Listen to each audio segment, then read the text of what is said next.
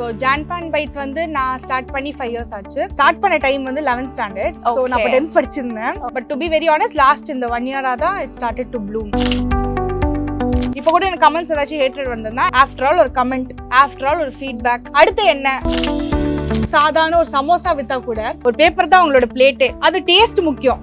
பேக்கேஜிங்லாம் லேட்டரா நீங்க உங்க brand build பண்ணும்போது பண்ணிக்கலாம். பட் அட்லீஸ்ட் டவுன்ஸ் வந்து பாத்தீங்கன்னா மெனி இருக்கு பேக்கிங்ல. பேஷன்ஸ் ரொம்ப தேவை. பட வந்து இந்த பேக்கிங் ஆக்சுவலி அவ்வளோ செட் ஆகாது. But I'm tuning myself for baking அந்த மாதிரி நான் சொல்லுவேன். மார்க்கெட்டிங் ஸ்ட்ராட்டஜி வந்து நல்ல குவாலிட்டியான திங்ஸ் நீங்க போட்டீங்கன்னா பீப்புள் உங்களே தேடி வருவாங்க. ஸோ என்னோட சைட்ல இருந்து I invested on a good phone. அவ்வளவுதான், நல்ல கிளாரிட்டி இருக்கிற ஃபோன். கண்டினியூஸ் நிறைய பேக்கர்ஸ் பாத்தீங்கன்னா நிறைய பேர் அவங்க பாசிட்டிவ் சைட் மட்டும் போட்டு போயிடுவாங்க. அதனாலே ஒரு மைண்ட் இமேஜ் வந்துருது, ஓகே பேக்கிங்னா ரொம்ப ஃபன் தான் போல இருக்கு, எப்பயுமே ஃபன் தான் அப்படின்ட்டு. அந்த இது நான் வந்து it is fun but also very you know profit wise நான் குட் தான் சொல்லுவேன். நம்பர்ஸ் கண்டிப்பா பிரேக் ஈவன் தாண்டி போயிடுச்சு. அது வரைக்கும் நான் சொல்லுவேன். இன்வெஸ்ட்மெண்ட்னு பாத்தீங்கன்னா ஒரு டு ஸ்டார்ட் வித் நீங்க உங்களுக்கு ஒரு ஜஸ்ட் குறைந்த விலை நிறைந்த தரம், தங்கள் தேவைகள் அனைத்தும் ஒரே இடத்தில். ஜெயச்சந்திரன். ஹலோ ஜனனி, எப்படி இருக்கீங்க? நான் நல்லா இருக்கேன், நீங்க எப்படி இருக்கீங்க? நான் நல்லா இருக்கேன், thank you so much for asking. Janpan bites எப்போ ஸ்டார்ட் பண்ணீங்க? பட் அது ஸ்டார்ட் பண்றதுக்கு முன்னாடி நீங்க என்ன பண்ணிட்டு இருந்தீங்க, என்ன படிச்சீங்க, what do you do usually, உங்களை பத்தி சொல்லுங்க. ஸோ ஜான்பான் பைட்ஸ் வந்து நான் ஸ்டார்ட் பண்ணி 5 years ஆச்சு. ஓகே, 5 years ஸ்டார்ட் ஆச்சு. அதுக்கு முன்னாடி வந்து அப்போ வந்து நான் ஸ்டார்ட் பண்ண டைம் வந்து 11th standard. ஸோ நான் அப்போ 10th படிச்சிருந்தேன். Okay, 11th 12th I started my business and but to be very honest last இந்த 1 year தான் it started to bloom. Okay, so அதனால வந்து இந்த 5 years கண்டினியூஸ் கன்சிஸ்டண்டாக இருக்கிறது எனக்கு இப்போதான் வந்து ரிசல்ட் கிடைச்சுன்னு இருக்கு கொஞ்சம் கொஞ்சமா. So yes, congratulation. தேங்க்யூ. என்ன படிச்சீங்க? I completed BSc in Hotel Management. Okay. And yes, so அங்கே வந்து பார்த்தீங்கன்னா அஃப்கோர்ஸ் ஃபியூ திங்ஸ் நிறைய கற்றுந்தேன். பட் மோஸ்ட்லி நம்ம செல்ஃப் தாட் பேக்கர் தான் நான் சொல்லுவேன். பிகாஸ் வந்து 11th நான் ஆரம்பிச்சு ஒரு ஆர்டர்லையும் கற்று தான். அண்ட் நிறைய இது பேக்கிங் ரிலேட்டட் இதெல்லாம் வெப் சீரிஸ்லாம் பார்ப்பேன், ரொம்ப பிடிக்கும். ஸோ அதெல்லாம் பார்த்து அதுக்கப்புறமா நிறைய ப்ராக்டிஸ் பண்ணி கற்றுன்றது தான். ஸோ மேஜராக இந்த யூடியூப் சேனல்ஸ் அந்த மாதிரிலாம் பார்த்து நிறைய கற்றுக்கிட்டீங்க. So the art of baking வந்து நீங்கள் எப்படி கற்றுக்கிட்டீங்க இல்லையா? ஆர்ட் ஆஃப் பேக்கிங் அது நம்ம ப்ராக்டிஸ் பண்ண நமக்கே வந்து ஒரு பாயிண்ட்டுக்கு தெரிஞ்சிடும். ஆனால் அஃப்கோர்ஸ் ஃபியூ நம்ம சீனியர் ஹெல்ப்லாம் நான் கொஞ்சம் கேட்டிருந்தேன். எஸ், ஸோ ஃபர்ஸ்ட் டைம் நீங்கள் என்ன பேக் பண்ணீங்க அண்ட் அதோட அவுட்கம் எப்படி இருந்துச்சு? Was it good or was it a failure? இல்லைங்க, நல்லா தாங்க வந்தது. ஐ மீன் லைக் ஓகே, அது வந்து I don't know how to consider, but me and my sister no we use to bake something. அது வந்து கேக்குன்னு சொல்லி நாங்களே நம்பியிருந்தோம்.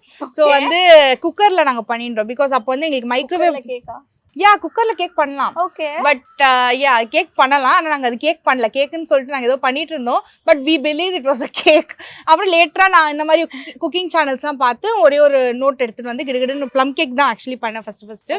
ஸோ அது ஃபோட்டோ வேணா உங்களுக்கு ஷேர் பண்றேன். அந்த தட்ஸ் மை ஃபர்ஸ்ட் ப்ராப்பர் கேக்னே நான் சொல்லுவேன். அதுக்கப்புறம் தான் ஓகே நல்லா வருது அப்படின்னு ஒரு சின்ன கான்ஃபிடென்ஸ் எங்கேருந்தும் வந்தது. அண்ட் தென் லேட்டரா கொஞ்சம் கொஞ்சமா ஆக்சுவலி கொஞ்சம் கொஞ்சமா நெய்பர்ஸ் ஆர்டர்ஸ் கொடுக்க ஆரம்பிச்சாங்க. அதுல இருந்து நம்ம பண்ணதுதான்.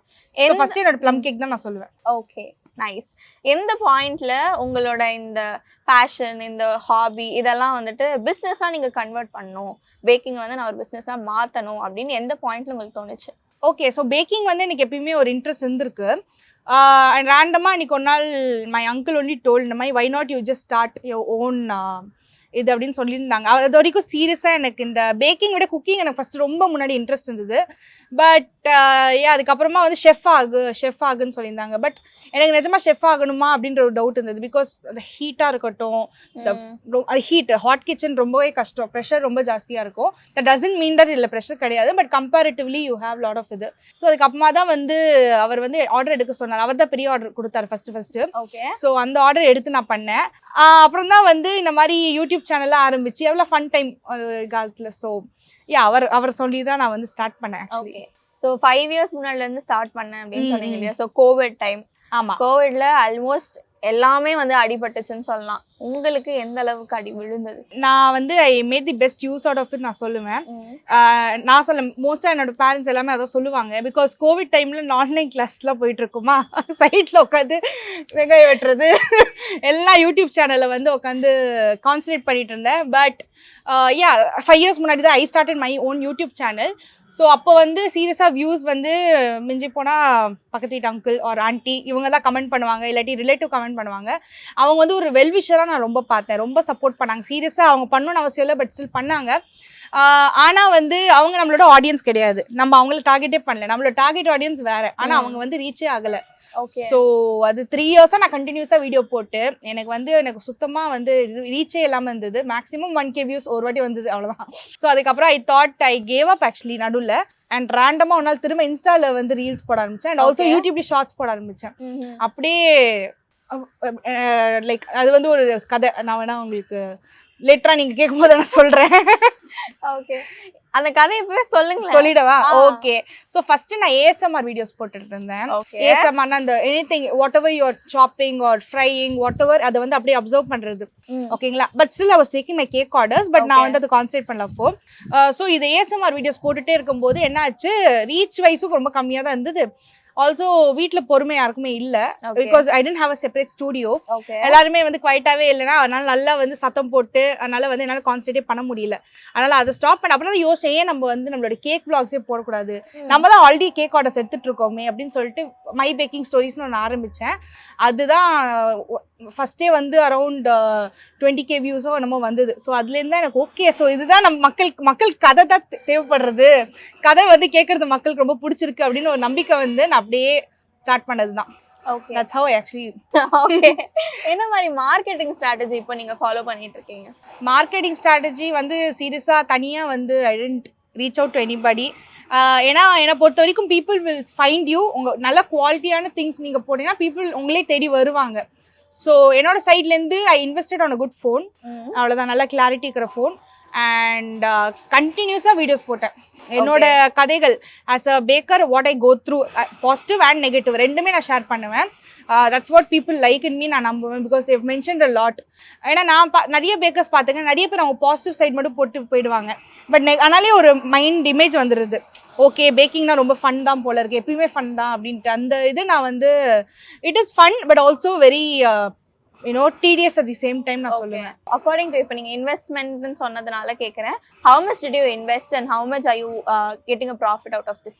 ஓகே, ஸோ ப்ராஃபிட் வைஸ் நான் குட் தான் சொல்லுவேன். நிஜமா it's a very good profit. We need numbers not the if you are not கண்டிப்பா பிரேக் ஈவன் தாண்டி போயிடுச்சு. அது வரைக்கும் நான் சொல்லுவேன். எக்ஸாக்ட் நம்பர்ஸ் சொல்ல வேணாம். எக்ஸாக்ட் நம்பர்ஸ் அதுதான் சொல்றேன். ஸோ இப்போ வந்து பாத்தீங்கன்னா இப்போ இன்வெஸ்ட்மெண்ட்னு பாத்தீங்கன்னா ஒரு டு ஸ்டார்ட் வித் நீங்க உங்களுக்கு ஒரு ஜஸ்ட் ஒரு 30,000 இருந்தா கூட நீங்க ஸ்டார்ட் பண்ணலாம். ஒரு ஓவன் வாங்குறதா இருக்கட்டும், இன்கிரீடியன்ஸா இருக்கட்டும், அதுக்கப்புறமா வந்து மார்க்கெட்டிங்லாம் நெக்ஸ்ட் தான். ஃபர்ஸ்ட் உங்களுக்கு தேவையான திங்ஸ், நீங்க பேசிக் திங்ஸ்லாம் இருக்கும்ல அதை முதல்ல நம்ம வாங்கிடலாம். ஓவன், பீட்டர், அப்புறம் இந்த பேசிக் டூல்ஸ் இருக்குல்ல, பவுல்ஸ், ஸ்பூன்ஸ், இது எல்லாமே சேர்த்தாலே உங்களுக்கு 30,000 மேக்ஸிமம் ஆகும். Of course you need a place to bake, அதெல்லாம் வந்து not included in this. But இது இருந்தாலே நீங்கள் தாராளமாக ஆரம்பிக்கலாம் ஒரு கான்ஃபிடென்ட்டாக. உங்க லைஃப்ல அப்ஸ் இருக்கும்போது லோஸ் வரும்போது உங்களுக்கு எப்படி ஃபீல் ஆச்சு and what were the struggles that you faced?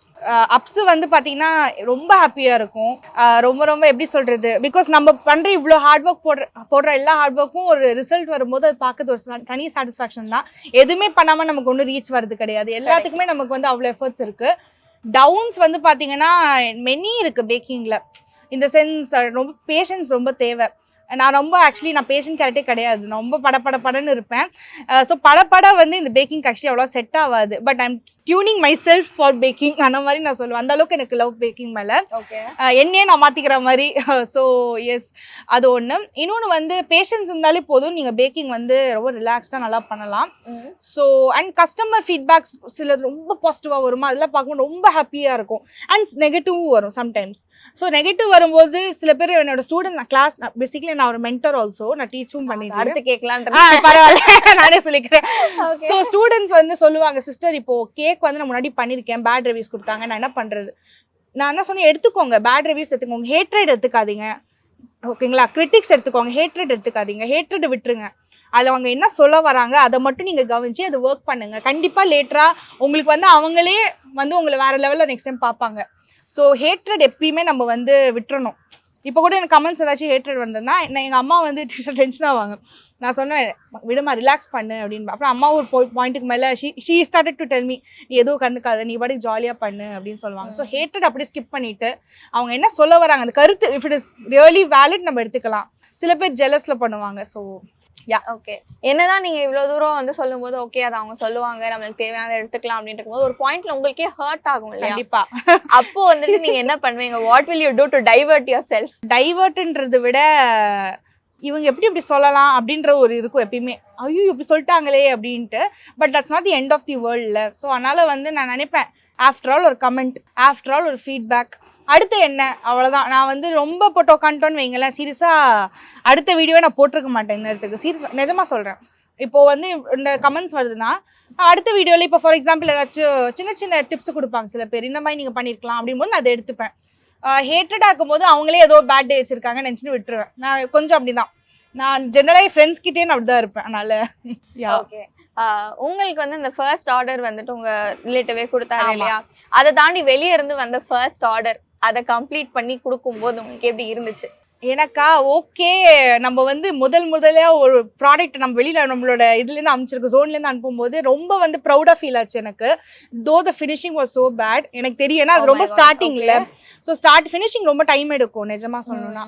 ஏன்னா 5 இயர்ஸாக நான் பண்ணிட்டு இருக்கேன்னா எனக்கு லாஸ்ட் 2 இயர்ஸ் முன்னாடி தான் எனக்கு அந்த ப்ராப்பர் ஃபினிஷிங்கே வந்தது. ஏன்னா ரொம்ப ப்ராக்டிஸ் தேவை. ஸோ பட் டெஃபினட்டாக உங்களுக்கு கேக் டேஸ்ட் ரொம்ப என்ஜாய் பண்ணாங்க. பட் ஃபீட்பேக் ஷேர் பண்ணாங்க, இன்னும் கொஞ்சம் டெக்கரேஷன் நீங்கள் இம்ப்ரூவ் பண்ணிருக்கலாம் அந்த மாதிரி சொன்னாங்க. ஐ டுக் இட், அவ்வளோதான். ஸோ பட் ரொம்ப ஹாப்பியாக இருந்தது, எனக்கு ரொம்ப திருப்தியாக இருந்தது. ஆமாம். ஓகே. இந்த இடத்துல உனக்கு கேட்கணும்னு தோணுது. கண்டிப்பா நீங்க வந்து சொன்னீங்கல்ல இந்த மாதிரி டெக்கரேஷன்ஸ்ல அந்த பிரசன்டேஷன்ல கொஞ்சம் நான் இம்ப்ரூவ் பண்ணிருக்கலாம்னு அவங்க ஃபீட்பேக் கொடுத்தாங்க இல்லையா? கொடுக்கும்போது பிரசன்டேஷன் சரியா இல்லை அதனால நான் இவ்வளோ பே பண்ண மாட்டேன், பேமெண்ட் நான் ரெடியூஸ் பண்ணி அனுப்புறேன், அந்த மாதிரி ஏதாவது கஸ்டமர் சொல்லியிருக்காங்களா? ஓகே, அந்த கஸ்டமருக்கே தெரியும் நான் அப்போதான் வந்து பட்டிங்ட்டு. ஸோ அவங்க தெரிஞ்சா கொடுத்துருக்காங்க. அது ஒரு சப்போர்ட்டிவாக தான் கொடுத்துருக்காங்க ஆக்சுவலி. ஸோ ரீஃபண்ட் வந்து நான் அவ்வளோ சீக்கிரமாக யாருமே அக்செப்ட் பண்ண மாட்டாங்க. கரெக்டாக. Okay. So refund until or unless fault is on your side I don't do it. அது வந்து தப்பு. நான் வேணா ஐல் மேக் இட், இன்னொரு கேக் வேணா மேபி லேட்டராக ஃப்ரீயாக தருது பெட்டர் தேன் நீங்கள் போட்ட ஆல்ரெடி எஃபர்ட்ஸுக்கு நீங்கள் திரும்ப காசு வந்து கொடுக்கறது தப்பு நான் ஃபீல் பண்ணுவேன். ஓகே. உங்க ஃப்ரெண்ட்ஸ் உங்ககிட்ட ஆர்டர் கொடுக்கும்போது இந்த மாதிரி கேட்டிருக்காங்க, எனக்கு தானே பண்ற கொஞ்சம் டிஸ்கவுண்ட் கூட, அந்த மாதிரிலாம் கேட்டிருக்காங்களா? சரி, நமக்கா தோணி கொடுக்கறது வேற, அவங்களா கேட்கறது வேற. என் ஃப்ரெண்ட்ஸ் மோஸ்ட்டாக வந்து புரிஞ்சுப்பாங்க ஒரு பிஸ்னஸ்னா இவ்வளோ இன்வெஸ்ட்மெண்ட் இருக்கும். இல்லை நான் புரிய வைப்பேன், இல்லைடா இந்த மாதிரி வந்து ரொம்ப 3 மணி நேரம் வேலைடா, கொஞ்சமாச்சும் கொடுறா அப்படின்னு நானே கேட்டுருவேன். ஸோ அவங்களே வந்து அண்ட் சில பேர் வச்சுக்கோன்னு கொடுத்துருவாங்க. So for by God's grace நமக்கு அந்த மாதிரி வந்து ஃப்ரெண்ட்ஸ் ஆர் ரிலேட்டிவ்ஸ் பற்றி கிடையாது. அப்படி இருந்தாங்கன்னா என்னோட ரிலேட்டிவே ஆர்டர் பண்ணும்போது நான் சொல்லிடுவேன், இல்லை மேம் இதான் ஃபிக்ஸ்டு ப்ரைஸ், இல்லை ஆண்டி இதான் ஃபிக்ஸ்டு ப்ரைஸ் அப்படின்னு சொல்லிடுவேன் நான். Okay. So I am very strong in that. I value everything. Okay. இப்போ ஒரு கஸ்டமர் வந்து உங்கள்கிட்ட இருந்து கேக் வாங்கிடுறாங்க, but the minute it reaches them அது வந்துட்டு நிஜமாவே டேமேஜா இருக்கலாம். பட் சில பேர் வந்துட்டு ஏமாத்துவாங்க இல்லையா? அந்த மாதிரி யாரையாவது ஃபேஸ் பண்ணிருக்கீங்களா? நார்மல் ஸ்கேமிங் நடந்திருக்கு. பட் நீங்க சொல்ற மாதிரி அந்த ஷேக் பண்ணி அவங்க எடுத்துன்னு போட்டு அந்த மாதிரி கிடையாது. நார்மல் ஸ்கேமிங் இந்த சென்ஸ் நார்மல் ஸ்கேமிங்னா இப்போ நான் முன்னாடிலாம் வந்து அட்வான்ஸ் ஆர் சம்திங்லாம் வாங்காம நான் கொடுத்துருவேன்.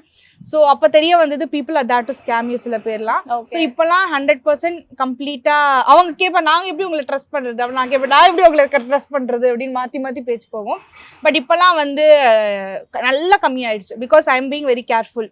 My team is also very careful these days. So அதனால நாங்கள் ரொம்ப பார்த்து தான் பண்ணுறோம். அக்கார்டிங் டு யூ ஒரு கேக்காக இருக்கட்டும், ஒரு பேஸ்ட்ரியாக இருக்கட்டும், அதோட பேக்கிங் அண்ட் ப்ரெசன்டேஷன் எவ்வளோ இம்பார்ட்டன்ட்? ப்ரெசன்டேஷன் வந்து அட்லீஸ்ட் இங்கே ரொம்ப குட்டாக இல்லாட்டி அட்லீஸ்ட் ஒரு அளவுக்கு பார்க்கறதுக்கு டீசெண்டாவது இருக்கணும், ப்ரெசென்டபிளாவது இருக்கணும். ரொம்ப அதுக்குன்னு ரொம்ப இன்வெஸ்ட் பண்ணி ஸ்டார்டிங்கே பண்ணணும்னு அவசியம் இல்லை எனக்கு தெரிஞ்சு. பட் சில பிராண்ட்ஸ்லாம் வந்து பார்த்தீங்கன்னா பேக்கேஜிங்கே வந்து அவங்களோட அழகாக இருக்கும். ஸோ அந்த மாதிரியும் இருக்குது.